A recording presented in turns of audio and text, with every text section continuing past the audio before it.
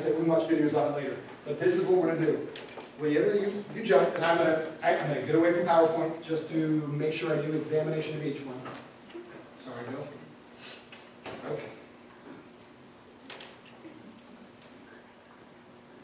So first time a child is told to add, and we give them popsicle sticks, what does he do? If I say something like, what is 4 plus 3? What does he do? 1, 2, 3, 4. And what are we adding? 3. 1, 2, 3. And I say, what does addition mean? And they put them together. So what is he going to do? 1, 2, 3, 4, 5, 6, 7. He's saying, what's wrong with that? They're not together. It's not addition, it's counting. And not even good counting, which we'll get to later. It's counting from 1. What's the first number that you think of when you go counting? 0. Because 1 is a distance. That's why fractions are such a mess. My daughter, my oldest the other day goes, I'm really trying to work with my classmates on their counting. I said, what are you talking about? In 9th grade, all these honors little kids. And she goes, they keep counting down from 10, 9. And say, I never thought of this. And she goes, you actually shouldn't count down from 10. You shouldn't count down and say 10. You should count down thinking from 10, 9, 8, 7. Because have you ever noticed, are we taking off on 1 or are we taking off on 0? Because if you take off on 0, that means you're really counting down 11 numbers. Yeah, that's true. And so, again, this is a child who's gone through a different math system than you and I went through. And she's like, I don't get why we do that. So, counting, when she plays Monopoly, by the way, you ever done this? Play Monopoly with a little kid, and you get a 10, and you go, oh yeah, he's going from, I don't remember what, railroad to railroad. You just know that's going to be 10. So the child counts for you, and they go 1, 2, 3, 4, and they go around, and they end up short. And you said, well, you missed one. They said, no, I started at 1. That's a counting issue. So let's start working with that here. If I label out 4, they count 1, 2, 3, 4, and they label out 3, 1, 2, 3, what do I have them do next? From 4, 5, 6, 7. You make them do a counting on procedure. Make sense? All right, so let's try 2 plus 6. Even if you're high school, come on, join us for a little bit.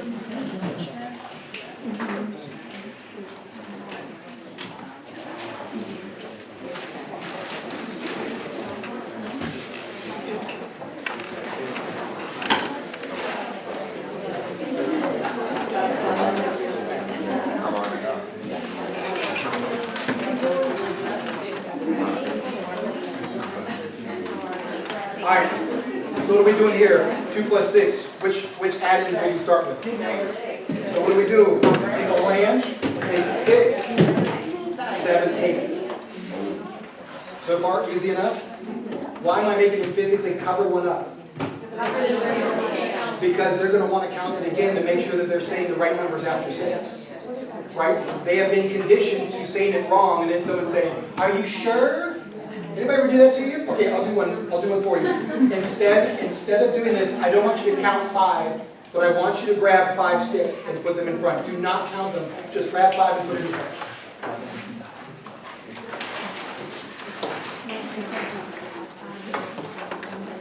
Why is that hard for us?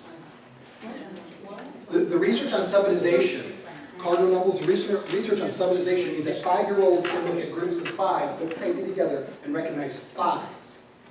They don't need to count. Then think about our students. High school people, middle school people, upper elementary. What are they doing when they have to get numbers? What are they still doing? Counting from 1, right? But as a 5-year-old, it's developmental. Not that I'm totally into the whole developmental curve thing. There's like magic behind it. And that's what gets me nervous about that research. But they just look at 5 and they say there's 5 here. Where do you think we killed it for? One day, what did they do? They put in 6. And then how did we correct it? We said, are you sure? I don't know. Well, how are we going to find out? And what have you just done to the child who can subitize? Don't subitize, count from 1 every time. So then the child goes, oh, I got it wrong. You know what a correction is for subitization? Is that 5? And I say, well, actually, that's not 5. That's 5. Let's try again. Grab 5. And if he does it wrong again, what am I going to do? This is redundant, right? I'm saying, okay, that's 6. This is 5. Look, 5 together. Or if you need to have them spread apart, or however. But you work on subitization. Why is subitization so important? Because when they start adding numbers to another add-in, if all they've done is count from 1, there is no other strategy to reach towards. Fair enough? All right. Recently I was in high school, and it was 9n plus 3 plus 1n. Oh, excuse me, there was no 1, just plus n. So he says, I said, what are you doing, Aaron? He goes, I'm supposed to simplify that. Good, good.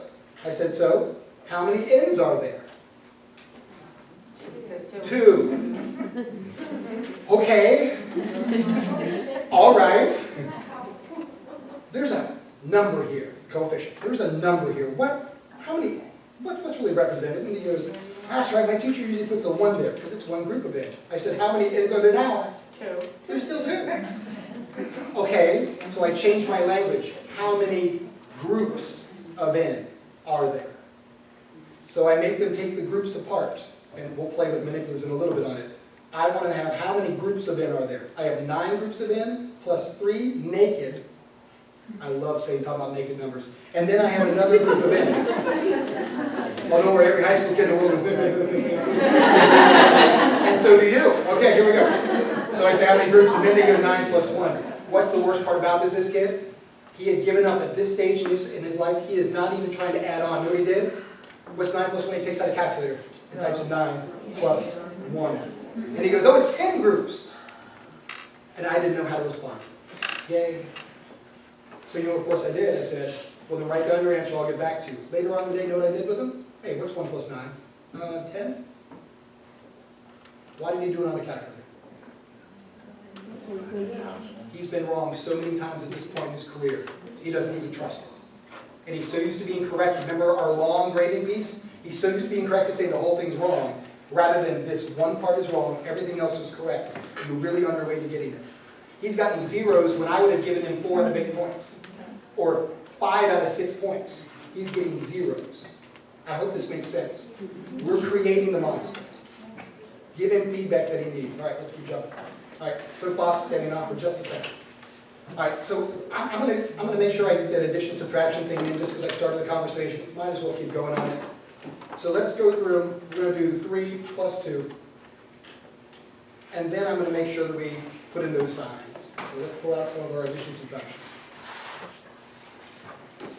Okay, these are simply reversible cardstock. So all you do is you grab 3. So do not say, hey, we're missing some. Just flip it over. All right. So I've got 3 plus 2.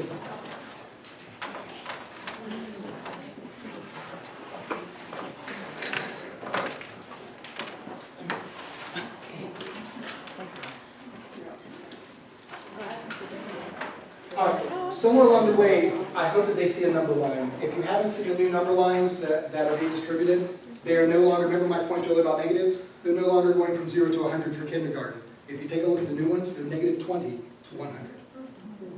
Please know that that standards piece that I was talking about, I did not create it. I'm not making it up on my own. But when you grab the Japanese math standards, Common Core, and you try to create them and call them United States, right? That's there. The Japanese math standards recreated. So when you do that, you're going to have to use a bit of where they came from. So that's where those negatives come in. So take a look at what we're doing here with that number line. Are these two numbers, positive 3, positive 2, are they going in the same or opposite direction on the number line? Same. Same. So now I go 3, 4, 5. All right? So do it yourself, talk to yourselves. It's the best way we can always do this world. Pretend that you're in the car.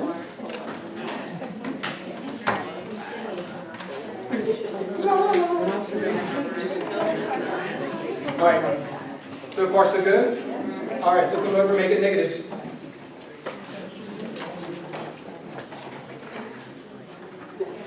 Okay, what are we going to ask them?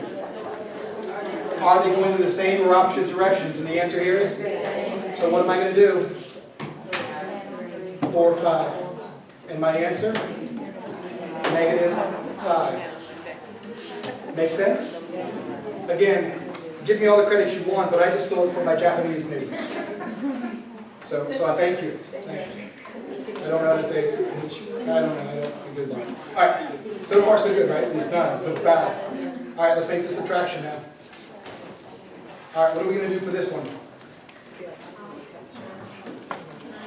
I got 3 and 2. So what am I going to ask? Same or opposite directions? Opposite. What I'd love to do? I'd love to take up the same number of each group, 2 minus 2. Sometime in... I don't know what I'm talking about. Bill took it, he's getting older. Bill's taking it now. Bill, wake up. All right, back we go. Same or opposite directions, we say opposite. I'd love to take away the same number from each group. It's a 1-to-1 correspondence piece. If that does not work, you're going to have to do it one at a time. By the way, to help the students when you initially do this, do not remove them from the board totally. Pull them down a bit. Because I want them to see algebraic. I subtracted 2 from this group. I added 2 from this group. I want them to see that 0 pair thing. I don't like the term 0 pairs, but I know what they're trying to get at. All right, so what's my answer? 3 minus 2 is positive 1. What do you think I'm going to ask next? You got it. Negative 3 plus 2.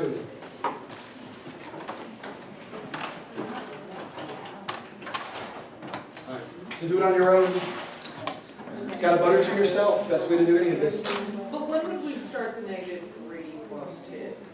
So in our standards, it's a 6th grade piece. Okay, So when, that would never... so what can I do if you're elementary? Oops, hold on, please. Stay here. We'll go to the elementary transition in a second. So what are we doing for this one? We're going to say what? Same or opposite? We're going to say opposite. Then what do we do? I need to remove the same number from each group. And my answer? Okay, why is this easy for our students so far? Why am I getting success with students with intellectual disabilities doing subtraction with integers? Because I have I've got a physical model. And the numbers are small. And I've got a number piece. Okay, this is concrete. What's our next step? Pictorial. Watch this. I'm going to go minus 1, 2, 3, plus 1, 2. Remember before I pulled them down? What am I doing this? I say opposite directions. Pull down, pull down. My answer? Negative 1. So you're going to find that you'll do concrete and you'll be excited about the concrete and you're going to spend all your time distributing, creating, developing, and then you'll use them for a quick lesson and then you pack them up. Because the concrete is called expeditious use of concrete. We actually have really bad data on concrete. Let me make sure I clarify this. When a student gets in concrete and they only do concrete, they are done counting on their fingers later on. That has been the transition that we have had concerns with research. If you don't like where I'm going, it's David Geary, University of Missouri, has several longitudinal studies. They'll never get out of concrete. So what do? I start drawing them.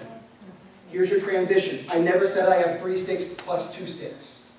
I never talked about the concrete. I only talked about the number. Which means when we get to here, I can still talk about the number. Which means next time they do this and they see it abstractly, they have an option of saying, remember I took that negative piece and I put in 3 sticks, and then I had a positive piece and I put in 2 sticks.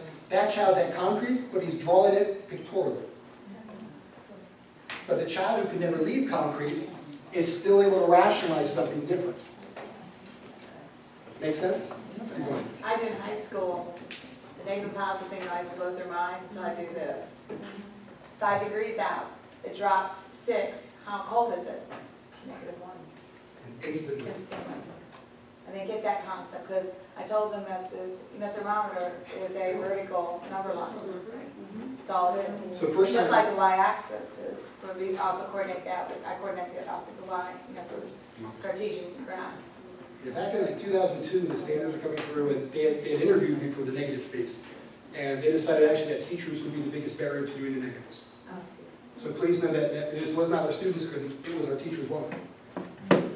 Okay? Just like the fractions, by the way. Everybody who writes the textbook knows why the fractions work, but because of textbook adoption, they wouldn't put why the fractions work, because they said the teachers were never taught, and in textbook adoption, the focus groups were turning down the lessons. I hate that. I despise that, because they're treating us like they're stupid. That's why I get really angry. This is why I work with 4 different publishers. Say, no, treat us like we know what we're doing. So NCTM actually came out, they said, you know, that's not developmentally correct, you shouldn't be negative zero. And I said, darn it, those poor kids in Sweden. What did I say then? The entire winter is a negative number. And we do it because we don't use metric. That's where the United States waits longer than any other country. So, great question, when do I introduce it? Well, I probably wouldn't start with negatives here, but I might start with where you went. If I go, it starts at 1 and I'm digging underneath the soil or something like that. This is my start. So I start at the positive end of the number line and then I work back. But you can't really stay there because we're about to have concatenations, which I get to. Because if I just start there and move,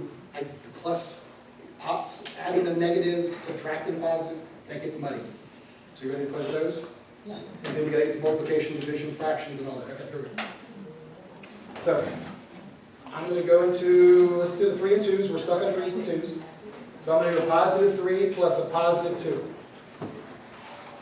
Set it up exactly the way you see here, is how we're going to set it up before.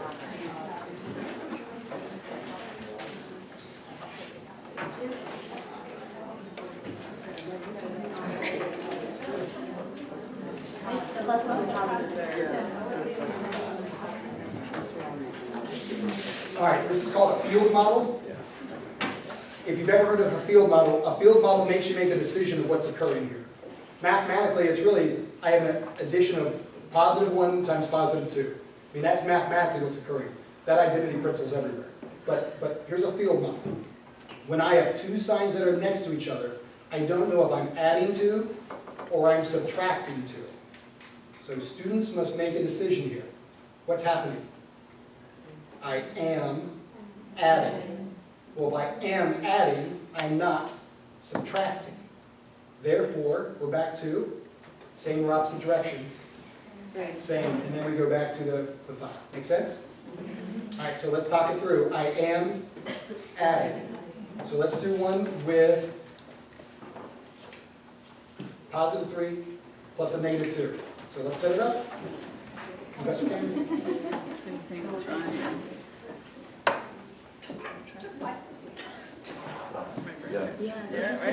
Are we ready? So how do we set this up here? I'm adding, wait, I've got 2 signs next to each other to make them alert to it. Listen, eventually we're going to have parentheses in the distributed property. We're going to have a bigger conversation, so we've got to start somewhere. What do we have here? We say what? Am I adding or subtracting? And what did we say? Let's set it up. And you told me what? I am subtracting. So if I am subtracting, I am not adding. So far make sense? Field model, it's a linear model, makes a decision. And then we go back to the answer. 3 plus. Okay, you want to try one more with me? Oh, I hope so. That's actually easier. I know this sounds funny, that's actually easier with this model. Yeah.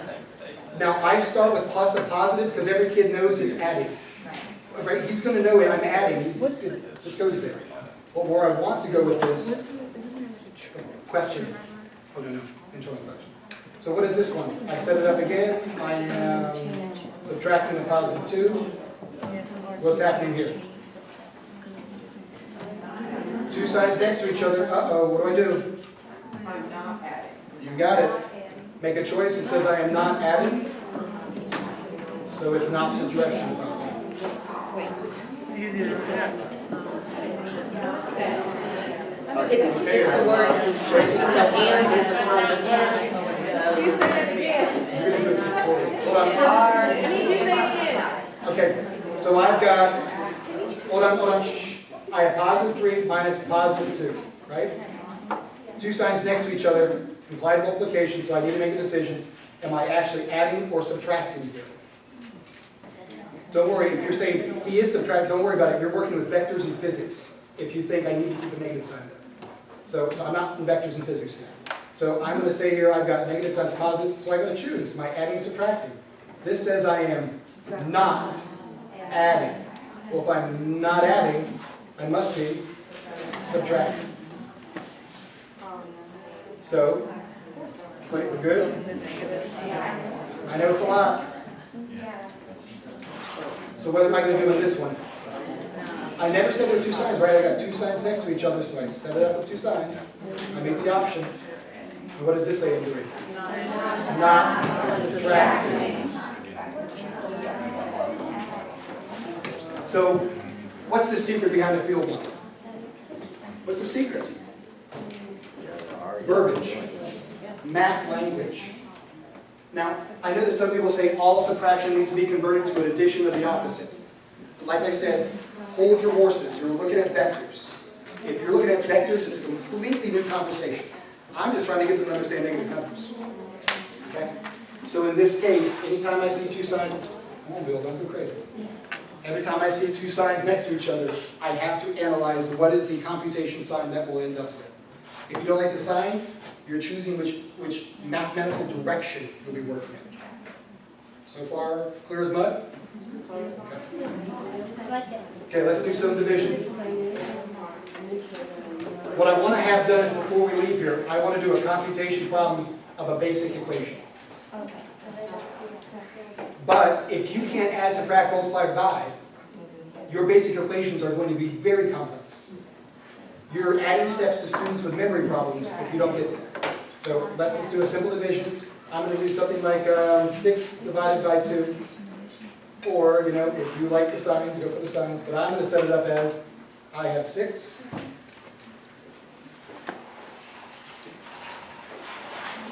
Six sticks, and I'm going to make them sticks divided by cups. So I'm going to get the little kid version and we'll go up a bit. So I have 6 sticks divided by 2 cups.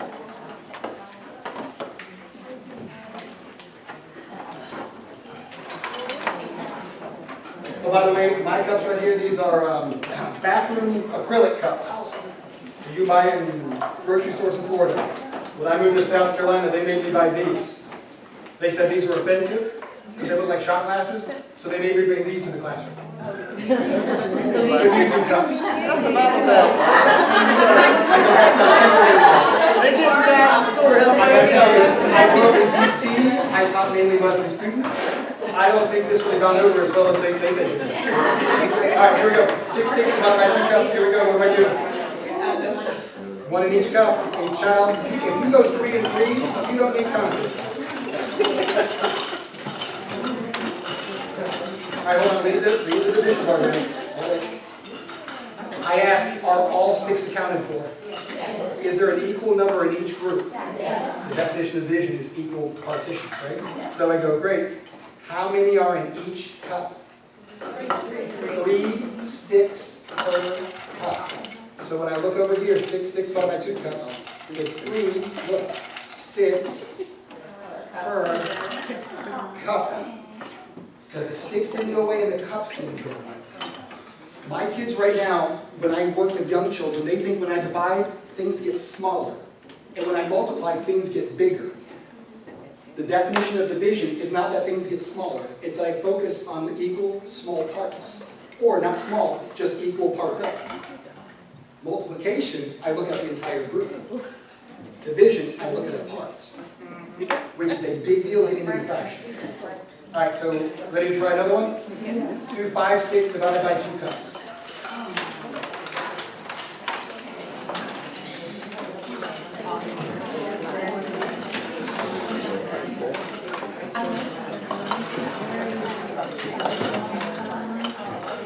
Oh, come on, high school kid. You know you got kids that don't know how to do that. What, divide? All right. How are we doing on this one? What's my answer? No, we'd be ordering a second drink. All right, if you're in 2 remainders, you dropped in 1. Whoops, nice shot. 1, 2, 1, 2. And you know what the kid's going to do? He's going to put that there. Which is why we asked the questions when it was clear. We said, are all sticks accounted for? Yes.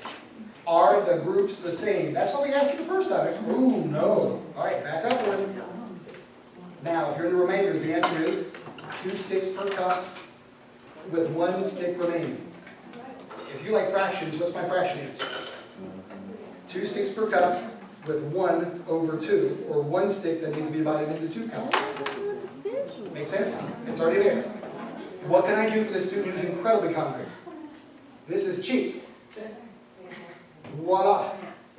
2.5 sticks per cup. Does that make sense? All right, teachers, you have to have a rule. I break the sticks. Your rule is I break the sticks. You are not allowed to break my sticks. Right?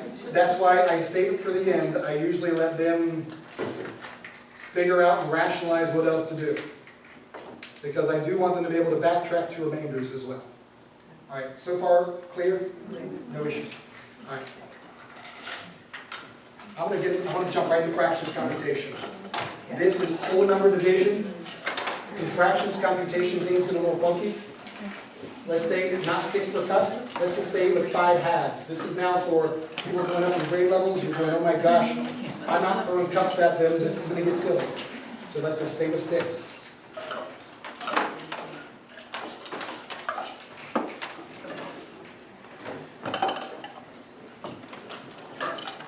What ends up happening when I have a student who goes through and he has to say 3n plus 1 divided by 3? What do my students do? The 3's cancel. They forget that this 3 has the same amount of information it feeds up to here. The 3 is a base, right? The denominator is a base of a number. Everything revolves around groups of 3. So this actually starts in this conversation. So I have 5 halves. How do I want to rewrite 5 halves into a mixed fraction? Well, I'm going to group them by the denominator. 1, 2, 1, 2, and 1. What's by fraction? 2 halves plus 2 halves plus 1 half. So the answer is you got it 1, 2, 2, and 1 half. Now that sounds like a really simple lesson, but it's one that must be understood before you start introducing, I know I've got them here, things like x's. Right? Before you start throwing in variables, make sure they understand how a fraction simply works. Easy enough? All right, let's start adding fractions. Let's take up, actually let's do an equivalent fraction. Let's start out with something like 2/3.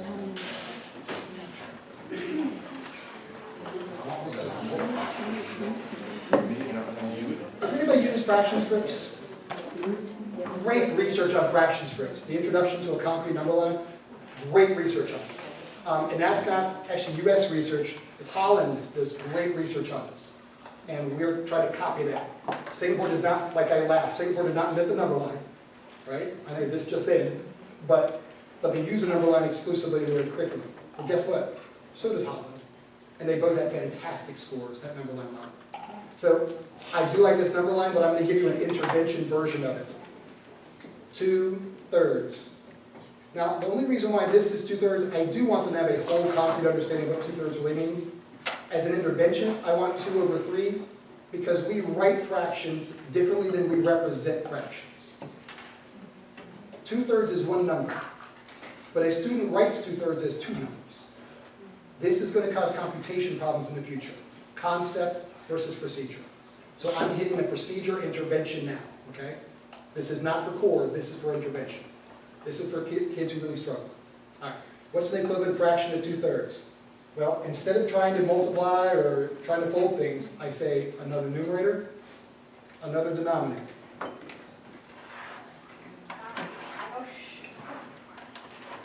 Let's see if you not agree with me, it's all right. So what do I have now? 4/6. 4/6. What's another equivalent fraction to 2/3? Another numerator, another denominator, 6/9. So far, no problem, right? All right, so I'm going to jump with you. We're going to add 2/3, and we're going to add 1/2. Yep, the answer is going to be over 1. So let's set this up. So I'm going to set up 2/3.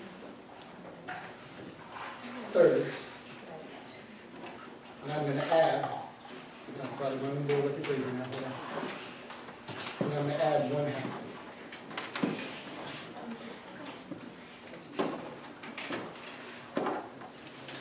All right.